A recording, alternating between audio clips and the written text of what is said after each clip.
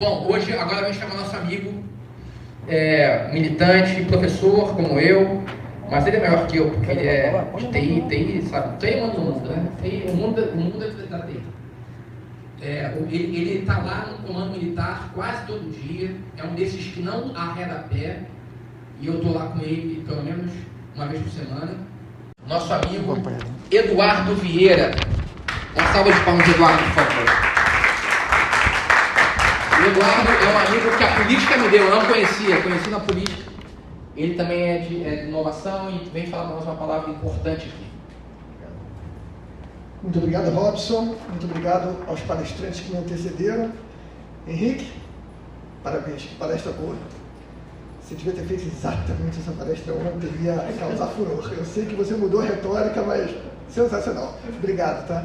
Obrigado a todos por terem vindo aqui nesse sábado. É uma missão, né, que nós temos e eu vou aqui mudar um pouquinho o clima da nossa linha, né? Estamos fazendo aqui palestras de cunho intelectual e cultural, mas eu vou ter a audácia de trazer aqui um registro de um momento histórico que nós estamos vivendo, né? Porque, afinal de contas, enquanto os nossos olhos contemplam as estrelas, as nossas mãos têm que trabalhar no arado para alimentar nossas famílias e também tem que trabalhar na espada para defender as mesmas famílias, né? Não dá para fazer só uma coisa, nós temos que atuar em todas as esferas. Então eu simplesmente pedi ao Robson que me desse licença para falar um pouco sobre esse fenômeno que está acontecendo nesse exato momento, enquanto nós estamos aqui fazendo uma tarefa igualmente importante. Esse fenômeno eu batizei de Primavera Brasileira numa lembrança das manifestações públicas de retomada da liberdade que ocorreram por todo o mundo recentemente. Então vamos lá. Primeiro é importante a gente entender o cenário onde essa primavera está inserida, né?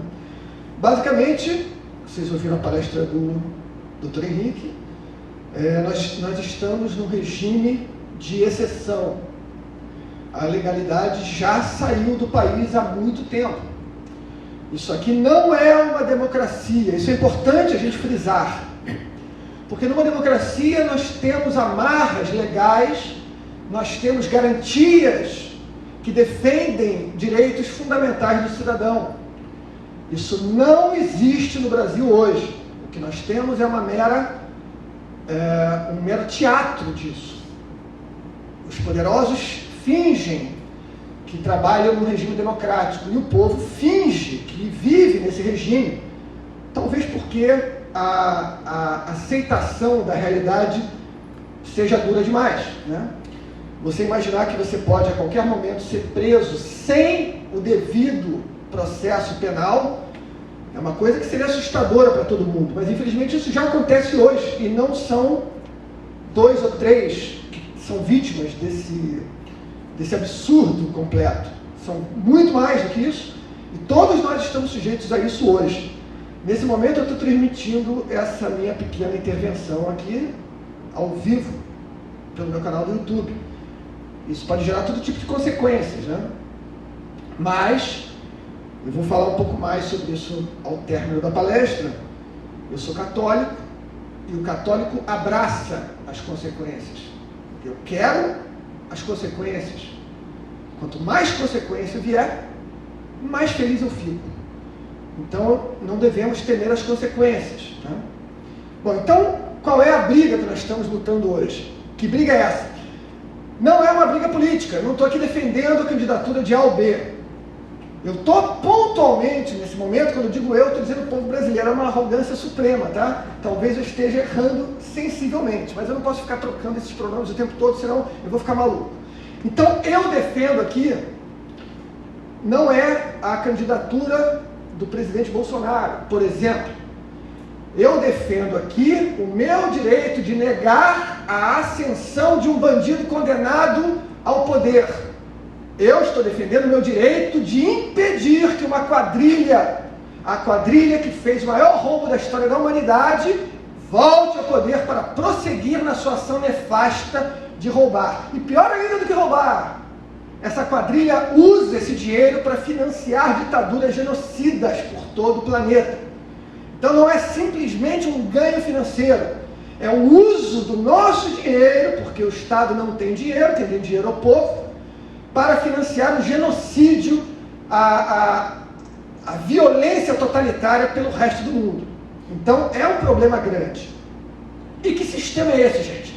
Esse sistema foi muito bem descrito pelo Dr. Henrique na palestra de ontem, hoje ele não teve tempo de descrever. Então vamos resumir rapidamente. São aqueles 3 elementos que o Dr. Henrique falou, é bom que eu possa fazer uma referência assim e economizo tempo.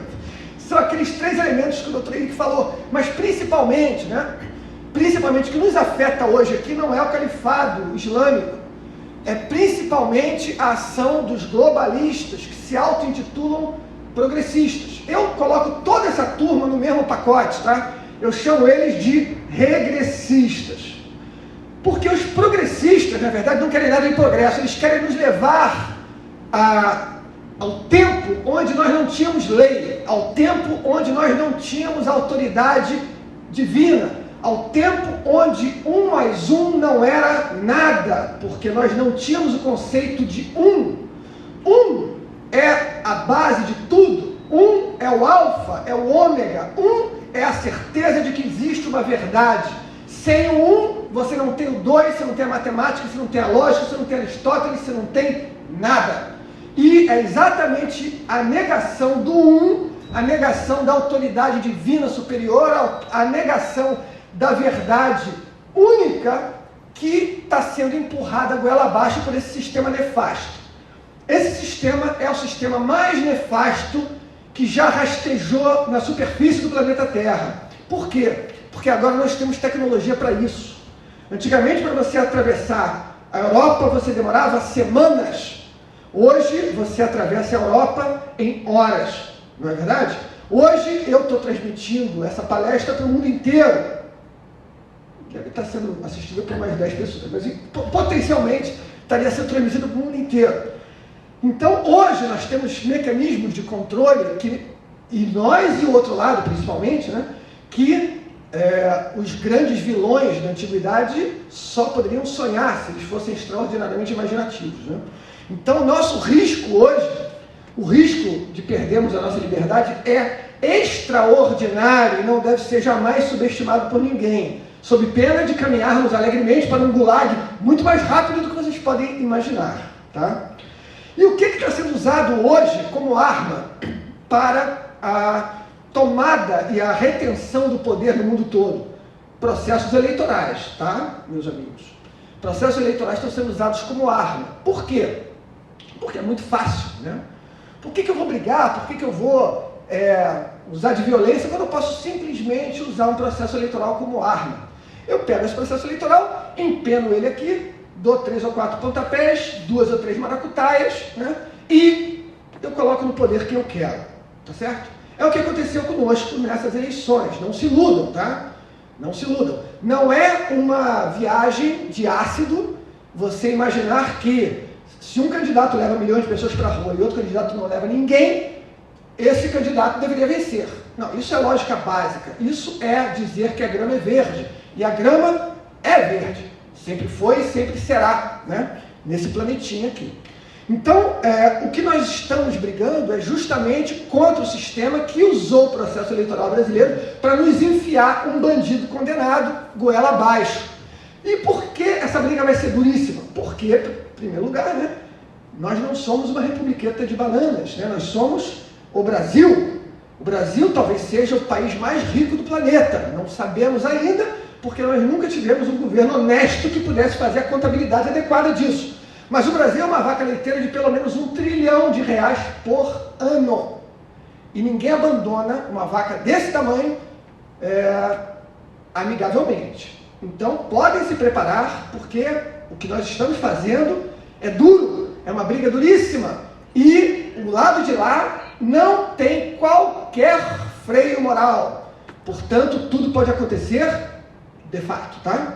Bem, qual é o impacto dessa nossa briga, tá? Se nós vencermos essa briga, quando nós vencermos essa briga, fica melhor, Quando nós vencermos essa briga, imaginem o peso do exemplo que vai reverberar pelo mundo, tá?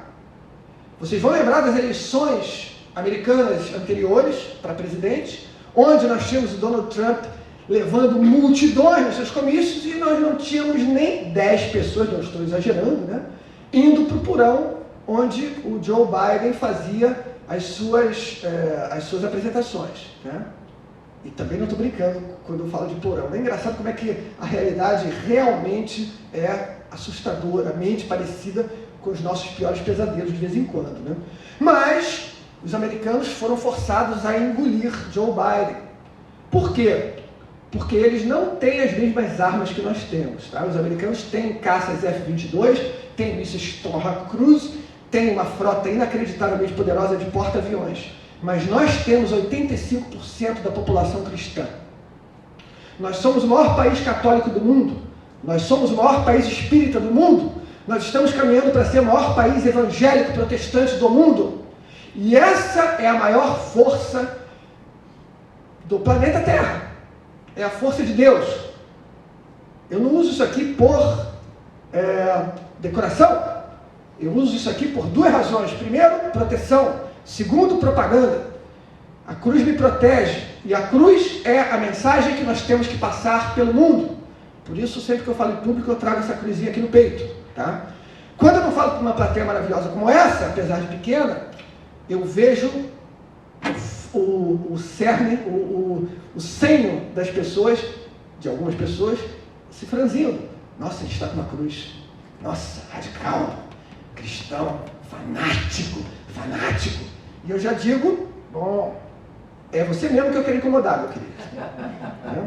Então, imagine o impacto que essa nossa vitória terá sobre o resto do mundo.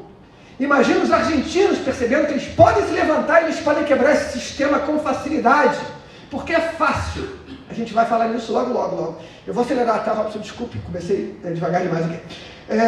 Isso vai reverberar então por todo o Ocidente, tá? Agora, antes disso, para animar um pouco as pessoas que estão em dúvida sobre esse processo, sobre a adesão a esse processo, porque é desconfortável, tá? Pode ser brutalmente desconfortável. Vamos falar um pouquinho sobre as consequências do fracasso. O que nos espera se nós cedermos a essa infâmia? Se nós deixarmos que a nossa preguiça, que é uma característica humana inabalável, vença a nossa determinação de luta. O nome disso, o nome do futuro que nos espera se nós permitirmos essa barbaridade, chama-se ditadura comunista.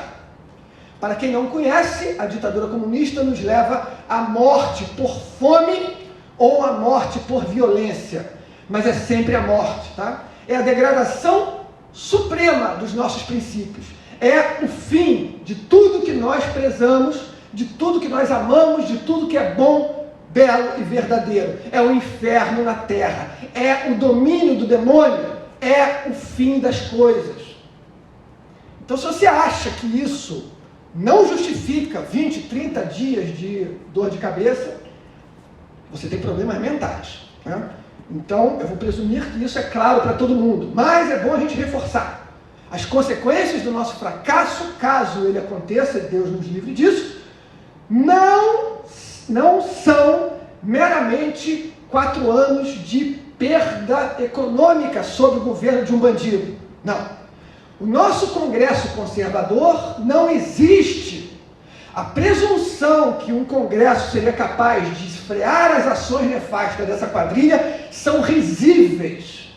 O nosso Congresso não mudou muito em relação ao anterior. E o nosso Congresso anterior se ajoelhou diante de uma gazela. Lamento dizer isso. Eu sou amigo pessoal de vários deputados. Eles foram incapazes, e não estou dizendo que é demérito deles pessoalmente. O sistema é esse, tá? Eu não vou entrar nessa questão. Mas eles foram, na prática, incapazes de fazer frente a uma única gazela saltitante, que colocou o povo brasileiro de joelhos.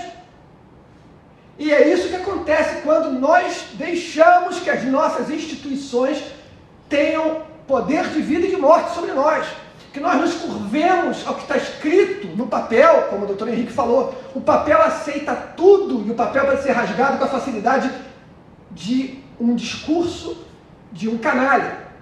Tá? Então, diante desse dilema que nós estamos postos hoje. Devemos permitir que a legalidade suplante a moral? Ou devemos forçar que a moral corrija a legalidade que hoje se encontra empenada, vilipendiada, pisoteada pelos cascos de uma récua de vagabundos que acha que tem o controle do país? Nós vamos mostrar para eles que eles não têm o controle do país. Quem tem o controle do país chama-se povo brasileiro. E quem somos nós?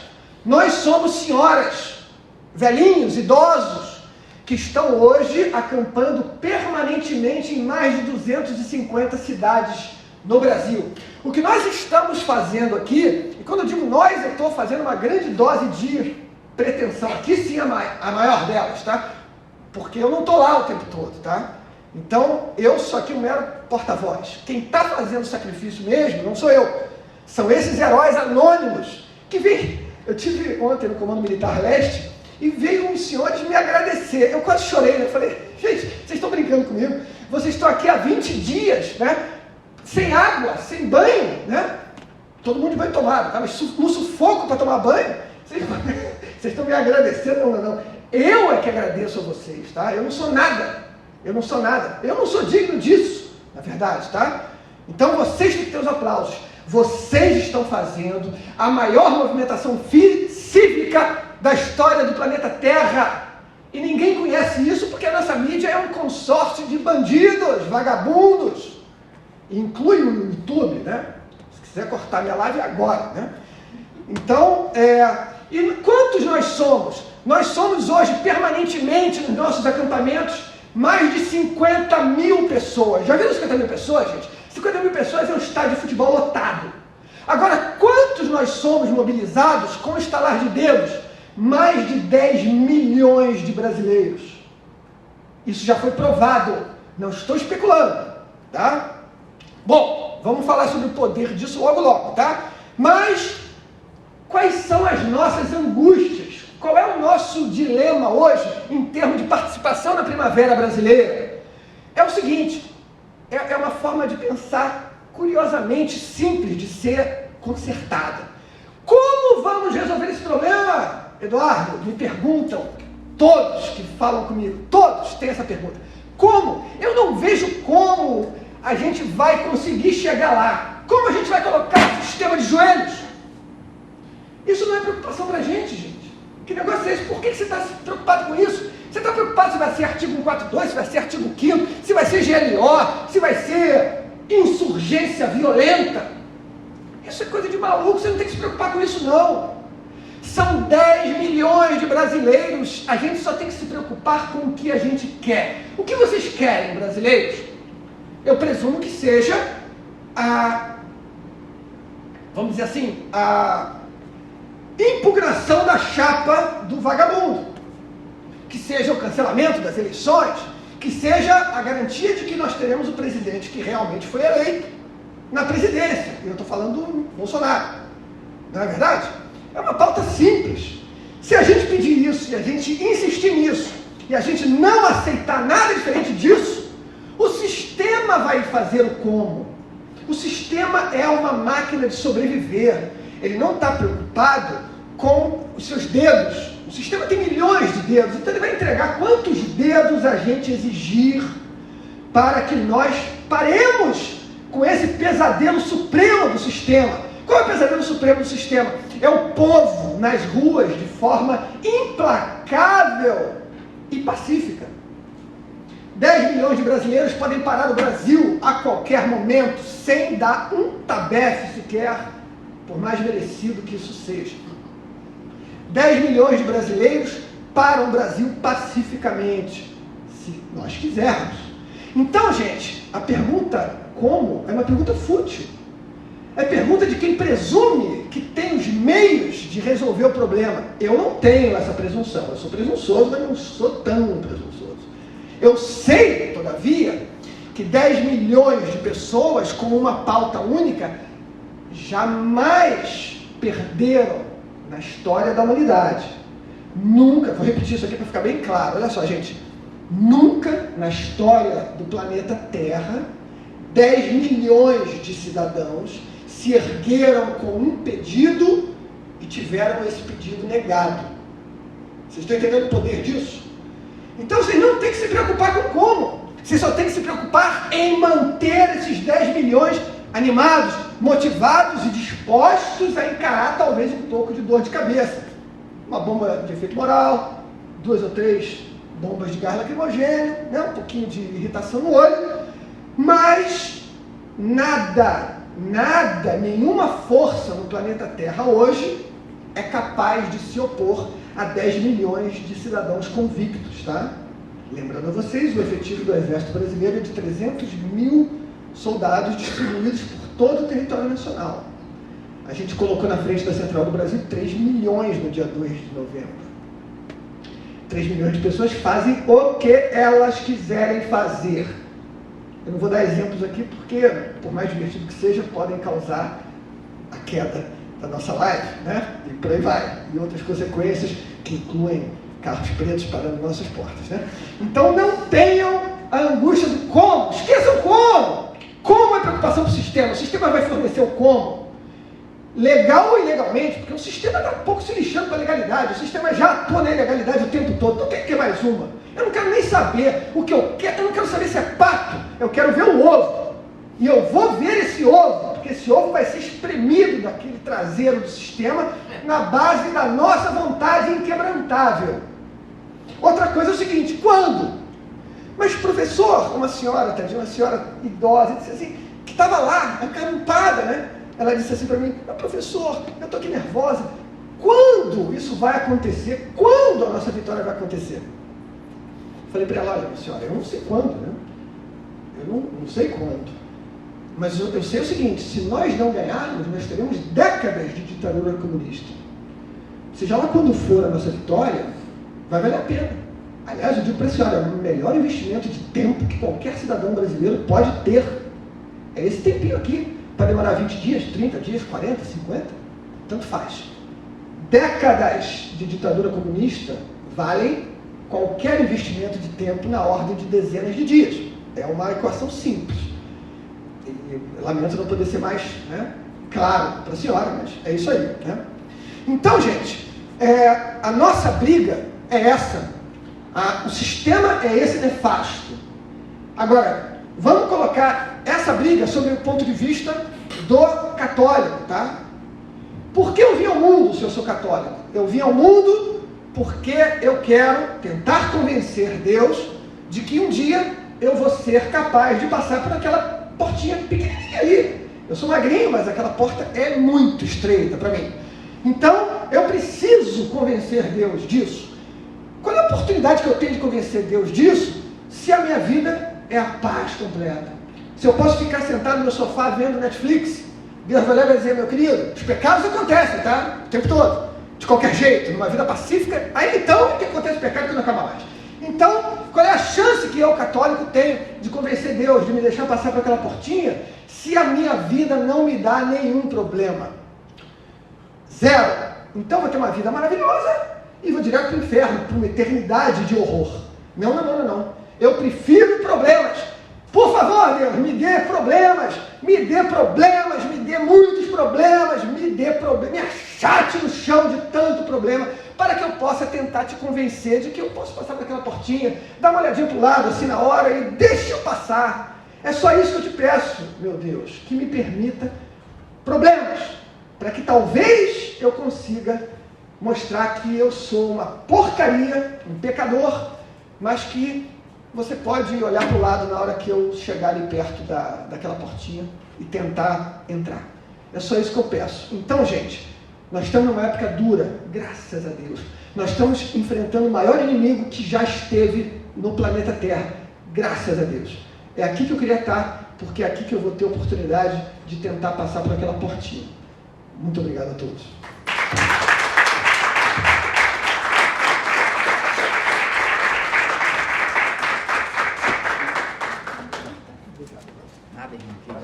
Muito obrigado. Me dê problema, disse o Vascaíno.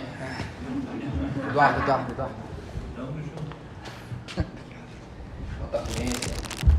Bom, o Eduardo é sempre bom porque ele dá uma injeção de ânimo, né? Assim, Valeu. Já fui também lá no comando